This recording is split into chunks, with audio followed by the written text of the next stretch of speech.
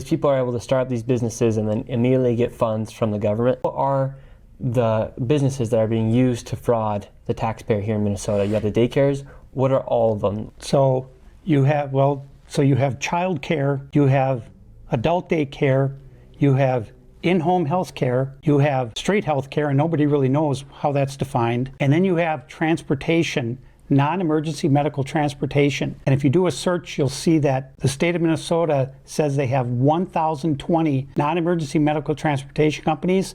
And my research is showing that 95% of those are Somali owned. And what I know is that the people writing the checks at the state of Minnesota never, ever verify that any trip was ever made or that any appointment was ever made with a dentist, chiropractor, or anything. And so these people are able to start these businesses and then immediately get funds from the government? Yes, so interestingly that you bring up licensing, because another area of fraud that I exposed was all of these autism centers, because I would drive around the Twin Cities. I said, well, there's another autism center. I said, what's going on with all this autism? Is there something in the water? And then I started to look at, well, who owns these autism centers?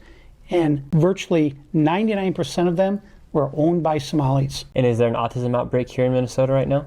There is not, but to open an autism center, you do not need a license. And so people are claiming their children are autistic to receive money from the government?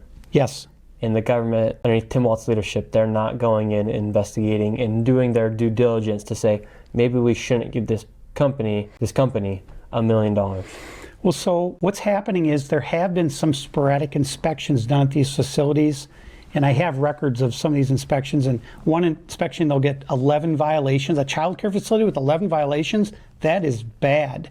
I mean, unsanitary conditions, broken furniture, no play area for the children. And so they write these things in their report, but then they never follow up to make sure. They never physically revisit the site to make sure that any of those violations are corrected. What they accept is documentation from the center that they've made the corrections. So at the end of the day, they're able to violate certain guidelines, yet they still receive money somehow. How is there not somebody inside the state who's saying, okay, we're seeing this fraud happen, let's maybe not just continue to give money to these people?